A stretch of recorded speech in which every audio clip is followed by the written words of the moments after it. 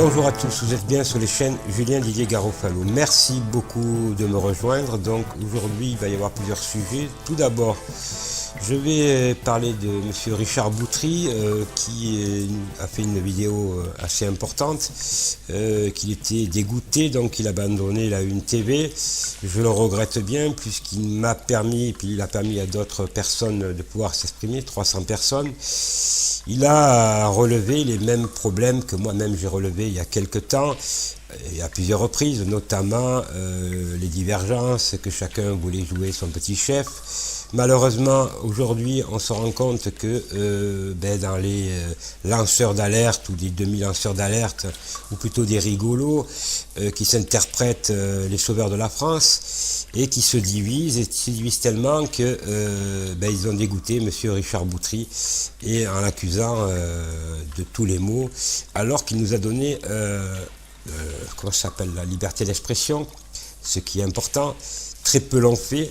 Il a été courageux, je le regrette, j'espère qu'il reviendra sur sa décision, mais pour l'instant, ils sont arrivés à tellement à le dégoûter qu'il a décidé de stopper pour quelque temps.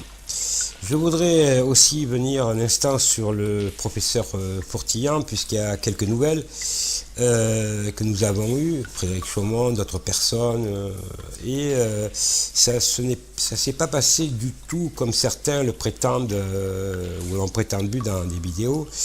Donc le professeur Fourtillan a enlevé son bracelet, non pas lui-même, mais a eu l'autorisation d'enlever son bracelet où il était donc à Chaudes.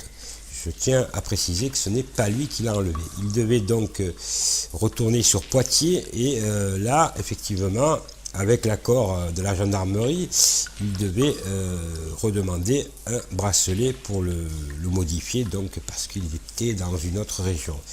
Alors certains ont voulu faire courir des bruits à son encontre qu'il avait lui-même enlevé son bracelet, ce qui est faux. Faux, et c'est diffamatoire, notamment vis-à-vis du professeur Fourtillan qui aujourd'hui est incarcéré, mais ça change de tout. Je pourrais continuer longtemps sur des nouvelles du professeur Fourtillan, mais c'était pour moi important de vous le dire. Il va certainement bénéficier, il va demander une mise en liberté, mais pour l'instant, pensez bien que ça va prendre du temps, parce qu'il y a eu un procès, donc il est incarcéré, il faut attendre que son avocat, il est enfin un avocat digne de ce nom, qui puisse demander une mise en liberté, et je pense que ça pourra se faire. Je ne pourrai pas rentrer dans la forme ni dans le fond, puisqu'il y a une instruction en cours, et je ne voudrais pas lui porter tort. Mais en tout cas, il faut être tous derrière lui et continuer à lui écrire pour l'encourager, parce que à 78 ans, ce n'est pas normal d'être incarcéré au regard de tous ces voyous qui sont en France, qui n'ont pas de bracelet, ou alors quand ils l'ont, c'est très peu de contraintes. Et un homme de 78 ans se retrouver à la santé, et il faut savoir qu'à la santé c'est toute la petite racaille, donc c'est pas de son âge à être incarcéré, surtout qu'il y a une loi en France notamment qui précise bien qu'à un certain âge on peut bénéficier d'autres mesures, et j'espère que la juge d'instruction pourra le faire, plutôt le juge d'application des peines, puisque c'est la juge d'application des peines qui décide de sa sortie. Voilà, donc continuez à écrire, continuez à aller sur la plateforme, sur les plateformes notamment de monsieur Fourtillan avec Frédéric Chaumont, et sur la chaîne consacrée à professeur Jean-Bernard Fourtillan. Et on vous indiquera un peu plus de nouvelles, mais c'est difficile parce qu'il y a le secret de l'instruction et on ne voudrait surtout pas lui porter tort. Ensuite, je vais venir un instant sur les plaintes que j'ai donc déposées à l'encontre de magistrats francs-maçons. Donc ça va de plus en plus vite, puisque j'ai décidé de déposer une autre plainte à l'encontre d'un juge d'instruction connu en France, monsieur Franck Vaux, qui, je le montre là, dans un document, avec deux autres juges d'instruction déjà que j'ai cités, M. Morgan et M. Ludovic Leclerc, qui ont pris des fausses déclarations, qui ont diligenté à mon encontre, vous le savez, pas tous, mais un mandat d'arrêt international. Et c'est la chambre d'instruction qui leur a donné tort en me libérant, mais surtout dans des attendus fracassants qui prouvent bien que c'est un procès politique qu'ils me font, et surtout que ce sont des griefs, comment dirais-je, incitation à la haine, diffamation. Donc ce sont des termes juridiques qu'ils emploient simplement quand on est des opposants politiques en principauté de Monaco.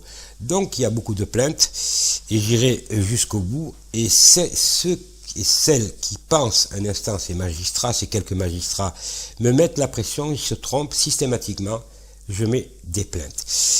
J'ai ici, je vais vous le montrer juste simplement, 800 pages de procédures inédites, cotées, que la principauté de Monaco ne voulait pas me donner, et que c'est donc la chambre d'instruction d'Aix-en-Provence qui m'a donné tous ces documents. Ces documents, je vais les publier, et qui prouvent bien que dans ce dossier manquent des pièces intentionnelles, comme ça veut dire que les magistrats ont intentionnellement oublié, on va dire, ce mot encore gentil, de mettre des pièces pour ma défense. Et heureusement que les magistrats d'Aix-en-Provence, dignes de ce nom, honnêtes, se sont rendus compte de ce dossier fallacieux et m'ont libéré avec des attendus foudroyants. Et puis, je voudrais dire, ceux qui attendent les informations sur les francs-maçons, donc j'ai décidé de rendre public ces dizaines de milliers de pages qui vont apparaître dans une vidéo qui va s'appeler tout simplement « Tempête sur les obédiences ». Et vous aurez un lien, et je vous invite donc à télécharger dès que la vidéo sortira lundi pour en avoir l'exclusivité. Faites vite, parce que ce sont des pièces uniques, et partagez-les, parce que là, c'est pas du lourd, c'est du très lourd, ce qui prouve bien que les francs-maçons en France sont bien des voyous, c'est bien le cancer de la France et du monde, et c'est surtout eux qui veulent, avec l'ordre mondial, puisqu'ils sont l'ordre mondial, c'est la franc-maçonnerie, qui veulent nous exterminer. D'ailleurs, je crois que le cadre avec que je vous ai donné, donc avec un cercueil, c'est clair, net et précis. Si vous n'avez pas compris qu'ils veulent nous dégager, c'est qu'alors vous n'avez pas compris. Alors il faut à un moment donné se rassembler et arrêter de faire ces manifestations qui ne servent à rien, une fois pour toutes, pour bloquer Paris, parce que tous les jours nous en apprenons. Et je crois que Frédéric Chaumont, dans sa vidéo qu'il a faite aujourd'hui et qu'il va publier demain samedi, est assez clair là-dessus. Donc je crois qu'à un bout d'un moment, si tous les jours on nous raconte qu'on veut nous donner, comment dirais-je, nous suspendre les libertés, c'est qu'il y a bien une raison. Si il y a comment dirais-je, toute cette peur qui naît, qui veulent faire naître en nous, c'est pour, je crois très sincèrement, vraiment nous enlever du milieu. Et vous en êtes de plus en plus conscients. Alors il est à vous, mesdames et messieurs, aujourd'hui de prendre vos responsabilités.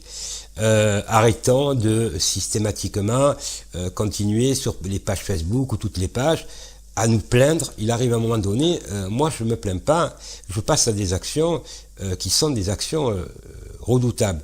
Je prends des risques en produisant des documents inédits qui vont aller à mon encontre, bien entendu, mais qui vous donnent le cadre de ce que ces gens peuvent faire. Ces gens n'ont qu'une seule chose, c'est que sur la planète, nous soyons plus que 500 millions. Alors vous êtes nombreux maintenant à vous en rendre compte, avec tous ces mensonges, mais jusqu'à quand on va accepter ces mensonges? Qu'on finisse tous dans un cercueil? Je crois pas. Alors c'est à nous à nous relever, c'est à nous à être courageux comme ils ont été nos aïeuls qui se sont battus pour qu'on ait des libertés. Et aujourd'hui, si on a encore un peu de liberté, c'est grâce à eux. Alors essayons d'être dignes de leur confiance, mais aussi de donner un avenir à nos jeunes, ce qui n'est pas le cas actuellement. Et puis, afin d'être dans des choses concrètes, je vous confirme également que je monte une plateforme avec d'autres personnes. Vous le saurez en temps voulu, une plateforme juridique qui va s'appeler Jurisconcept, et qui va vous aider à vous défendre juridiquement par des modèles de lettres, notamment, je peux vous en citer quelques-unes, lettre de motivation, lettre à un procureur de la République, lettre à un juge d'instruction, porter plainte pour ce qui se passe actuellement, je ne vais pas dire le nom pour pas être censuré, modèle de plainte pour tentative d'escroquerie, pour des plaintes auprès de la gendarmerie, etc. Des modèles de lettres qui vont vous permettre de vous défendre, parce que aujourd'hui, le problème qu'il y a, c'est qu'il est normal que vous n'êtes pas dans le juridique et que vous avez besoin d'aide. Donc cette plateforme sera ouverte 7 jours sur 7. Vous pourrez donc avoir des conseils par vidéo, des changements de texte de loi et tout ce qui va pour vous aider et pour que vous ne soyez pas spoliés dans vos démarches, autant administratives, judiciaires, etc., etc. Donc cette plateforme, c'est unique, elle vous permettra vraiment de vous défendre et vous pourrez me téléphoner ou à d'autres personnes qui s'en occuperont 7 jours sur 7 en direct, afin de, comment dirais-je, puisque vous êtes tous, on est tous conscients que les avocats, les magistrats sont tous francs-maçons, et que donc là, il faut se battre avec des vrais conseils, et c'est pas en allant chez des avocats qui vous cachent des pièces, notamment, vous êtes des millions à souffrir de ces injustices, donc vraiment à préparer le terrain, et là, on peut le faire. Voilà, ça c'est du concret, et j'aimerais que, concrètement aussi, nous puissions avoir une date fixe, et enfin, que tout le monde se rassemble, que ce soit les gilets de la colère, ou ce que vous voulez, ou les gilets de la démocratie, mais on ne peut pas laisser les choses comme ça, quand on voit ce qu'ils ont fait à nos personnes âgées, ce qu'ils veulent faire à nos jeunes actuellement, aux moins jeunes, et puis pourquoi pas, dans quelques temps, ils nous mettront peut-être une puce, si ça continue comme ça, dès la naissance, et circuler, il n'y a plus rien à voir. Alors c'est à nous à prendre les choses en main. Mesdames et messieurs, je tiens à vous remercier, et n'oubliez pas, lundi, tempête sur les obédiences, et là, vous allez avoir ma réponse, et les francs-maçons vont avoir ma réponse. Et puis, je m'adresse à ces francs-maçons qui, chaque jour, essayent pas qu'essayent, ils me menacent, ils mettent des pressions sur d'autres personnes, je ne les citerai pas là. Eh bien, je leur dis, vous voulez la guerre, vous avez la guerre, et maintenant, je mets tout en lien. Et surtout, quand on apprend que l'avocat, monsieur Lacoste, bien entendu, avocat parisien qui fait des fausses factures, qui fait plus que des fausses factures, blanchiment d'argent, avec ses petits copains de Monaco, franc-maçon, de nationalité française, je voudrais dire au parquet de Paris, au procureur de Paris, qu'il est temps qu'il ouvre une information judiciaire pour association de malfaiteurs en bande organisée, blanchiment d'argent, fausses factures, etc., etc. Ces gens-là, ce ne sont pas des voyous, ce sont des criminels.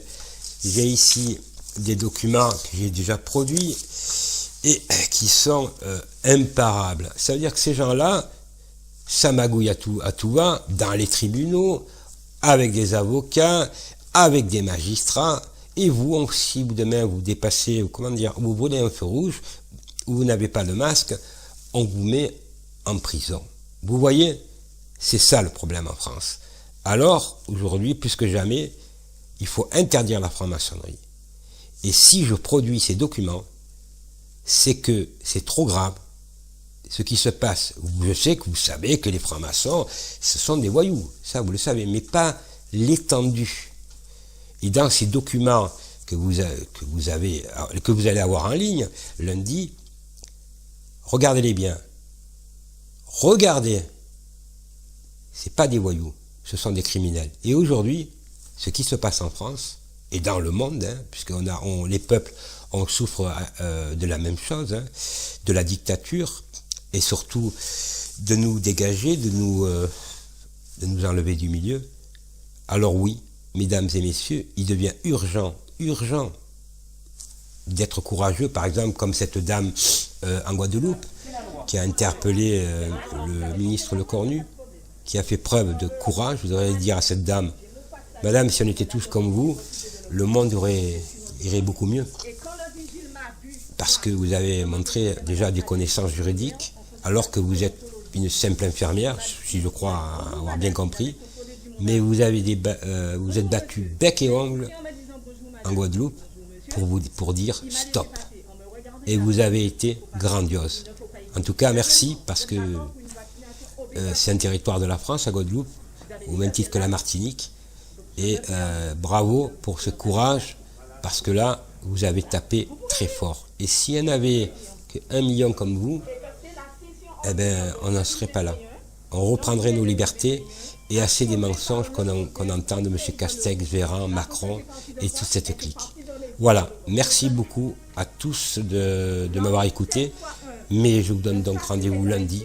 Passez le message, abonnez-vous à toutes les chaînes parce que nous souffrons effectivement d'une censure de plus en plus terrible.